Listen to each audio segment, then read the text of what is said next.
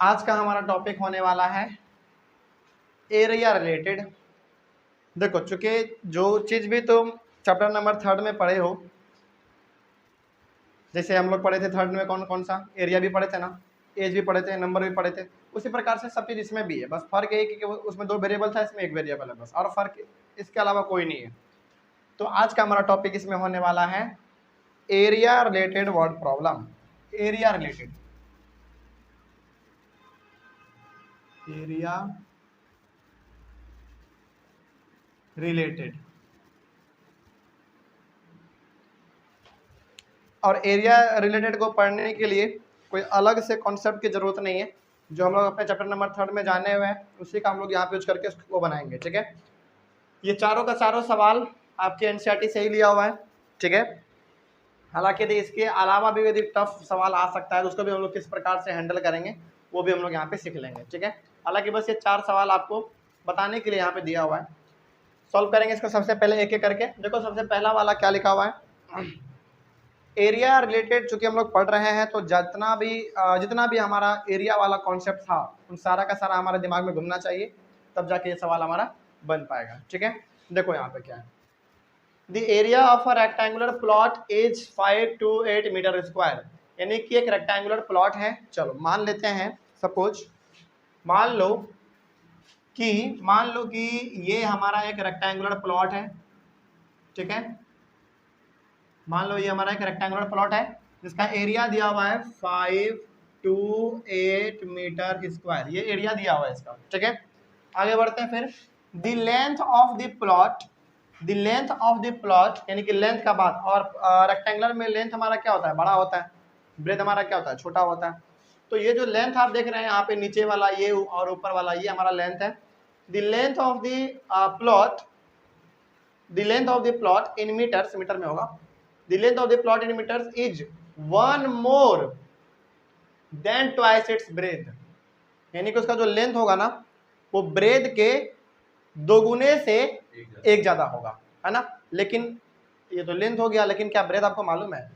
Breath नहीं मालूम है तो आपको ब्रेथ मानना पड़ेगा, है ना। वही चीज है इसमें। तो कैसे बनाएंगे इसको, इसका पहला सॉल्यूशन देख लो, सबसे पहला वाला, let the breadth, let the breadth be x metre. Breadth कितना मान लिए, x मीटर मान लिए। चलो, तो लेंथ हमारा कितना होगा, दी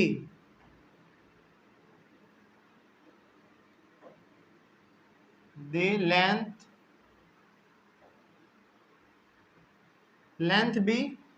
तो अब हमारा देखो, अब जरा सवाल यहाँ पे पढ़ना, क्योंकि यहीं पे बच्चा कंफ्यूज होता है ना। देखो, सबसे पहली बात तो यहाँ पे ब्रेथ नहीं दिया हुआ था, ब्रेथ हम लोग मान लिए। अब क्या कहा है, the length of the plot is 1 मोर, पहले ही 1 मोर कर दो, 1 मोर कह रहा है तो 1 ज्यादा कर दो, कर दिए 1 ज्यादा।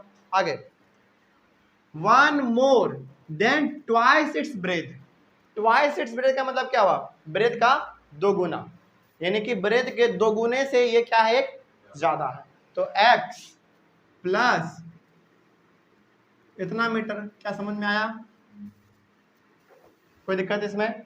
तो इसमें क्या कहा गया था, इसमें कहा गया था कि the length of the plot, उसका जो लेंथ का जो यानी कि प्लॉट का जो लेंथ है हमारा ना, वो 1 मीटर ज्यादा है ब्रेथ के 2 गुने से। तो ब्रेथ का ये हमारा 2 गुना हो गया 2x, और ये हमारा क्या होगा, 1 ज्यादा हो गया। कोई दिक्कत इसमें? तो अब आपके पास लेंथ हो गया इतना, ब्रेथ हो गया आपके पास इतना। तो अकॉर्डिंग टू द क्वेश्चन में क्या कहा है, जरा देख लेते हैं हम लोग।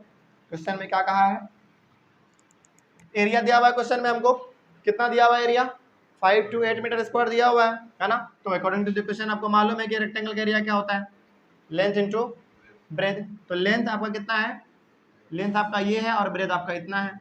तो इतना 1 + 2x, अच्छे से लिख दो, बराबर 5 to 8। कोई दिक्कत नहीं, ये हमारा हो गया लेंथ और ये हो गया हमारा ब्रेथ। इसको सॉल्व कर लो, x + 2x स्क्वायर, इसको इधर लेते आओ, -5 to 8 बराबर 0।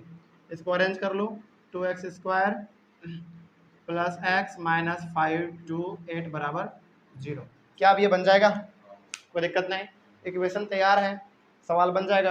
अब देखो, चूंकि यहाँ पे हमारे सवाल में पूछा गया है लेंथ और ब्रेथ, तो जब आप इसको सॉल्व करेंगे तो एक एक्स का वैल्यू आएगा नेगेटिव और एक आएगा पॉजिटिव। तो क्या कभी भी आप लेंथ या ब्रेथ को नेगेटिव में सुने हैं क्या? Length is equal to negative 40 centimetre, breadth is equal to negative 30 metre, इस प्रकार का नहीं। जब भी आप सुने होंगे पॉजिटिव में ही सुने होंगे। तो जो एक्स का वैल्यू नेगेटिव में आएगा ना, उसको आप नेग्लेक्ट कर देंगे, यानी कि नेगेटिव को नहीं लेंगे, आप पॉजिटिव वाले को लेंगे। समझ के बात को? तो पॉजिटिव क्यों लेंगे? आंसर हमेशा दो आएगा, एक पॉजिटिव में आएगा और एक नेगेटिव में आएगा, चाहे आप किसी भी तरीके से बनाइए, फैक्टराइजेशन से बनाइए या फिर क्वाड्रेटिक फार्मूला से बनाइए, सिद्धाचार्य रूल से बनाइए, दोनों में आंसर एक पॉजिटिव और एक नेगेटिव आएगा। ठीक है, और कभी कभी दोनों पॉजिटिव भी आ जाता है, कभी कभी दोनों नेगेटिव भी आ जाता है, इस प्रकार का भी आ जाता है। लेकिन यहाँ पे एक्सेप्शन क्या है? यहाँ पे एक्सेप्शन ये है कि यदि नेगेटिव में आता है एक्स का वैल्यू, तो आपको नेगेटिव वाला नेग्लेक्ट कर देना है, उसको नहीं लेना है। क्यों नहीं लेना है? क्योंकि कभी भी मीटर कभी भी हमारा लेंथ या फिर ब्रेथ नेगेटिव में नहीं होता। तो नहीं, नेगेटिव साइन वाले नंबर को नहीं लेना है। जैसे मान लो यहाँ पे हम लोग किसको माने हुए हैं? एक्स, ब्रेथ को माने हुए हैं। तो मान लो ब्रेथ का वैल्यू आ गया -12, तो -12 नहीं लेंगे।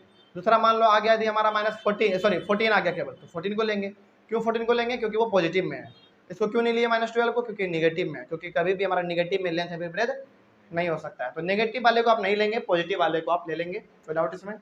तो मान लो कि तुम सॉल्व किए, एक्स का तुम्हारा ब्रेथ का कुछ वैल्यू आ गया, फिर उस एक्स के वैल्यू को यहाँ पे पुट कर दोगे, लेंथ मिल जाएगा हमारा। कोई डाउट इसमें? बन जाएगा अब ये वाला। चलो सेकंड वाला ट्राई करते हैं जरा। देखो यहाँ पे सेकंड में क्या है, एक मिनट पहले सवाल पढ़ लो, क्या है सेकंड में देख लो, एकदम हट जाते हैं थोड़ा सा। देखो सवाल में पढ़ो, सवाल पढ़ो थोड़ा। अच्छा एक और चीज़ बता देते हैं यहाँ पे, हालांकि एक टर्म आ गया आप लोगों के लिए नया। एल्टीट्यूड का मतलब होता है हाइट या फिर परपेंडिकुलर।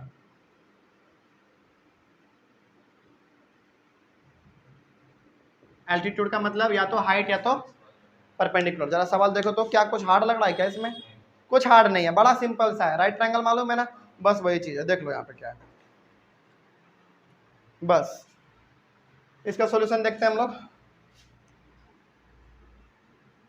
क्या लिखा हुआ जरा देखो तो, द एल्टीट्यूड, एल्टीट्यूड का मतलब क्या? परपेंडिकुलर बोलिए या फिर हाइट बोलिए। तो the altitude of a right triangle, right triangle पहले बना लो, है ना, डायग्राम बना लेते हैं। डायग्राम से ही हमारा आधा कंफ्यूजन दूर हो जाता है। ये हमारा क्या हो गया?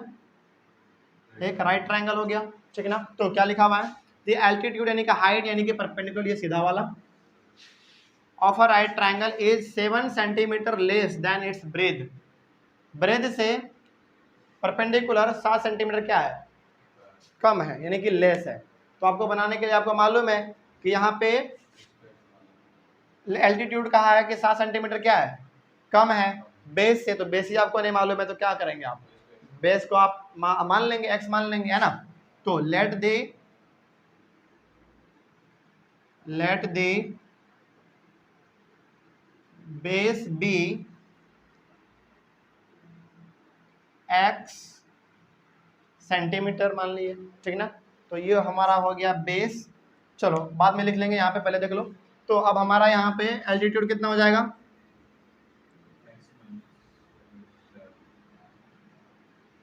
Altitude be x minus 7 centimetre हो जाएगा, ठीक है। आगे जरा देखते हैं। If the hypotenuse is 13 centimetre, और हाइपोटेन्यूस हमको यहाँ पे दिया हुआ है 13, तो अब यहाँ पे हम लोग लिख सकते हैं, चूंकि हमारा बेस है तो ये x हो गया, और ये x माइनस 7 हो गया, और ये हमारा कितना हो गया? ये हो गया हमारा 13 सेंटीमीटर। कोई दिक्कत नहीं, अब तो बन जाएगा, कोई दिक्कत इसमें होगा अब? चलो तो अब जरा देख लो यहाँ पे। अच्छा राइट ट्रायंगल में हम लोग जो साइड निकालते हैं तो हमारे पास पाइथागोरस थ्योरम है ना। क्या है? अकॉर्डिंग टू द क्वेश्चन कर लेते हैं हम लोग यहाँ पे। h square is equal to p square plus B square, और आपको मालूम है हाइपोटेन्यूस कितना है हमारे पास? 13 का स्क्वायर करेंगे प्लस परपेंडिकुलर यानी कि x माइनस 7 का स्क्वायर करेंगे प्लस बेस का यानी कि x का स्क्वायर करेंगे, और 13 का स्क्वायर आपको मालूम है कितना होता है? 169। कितना?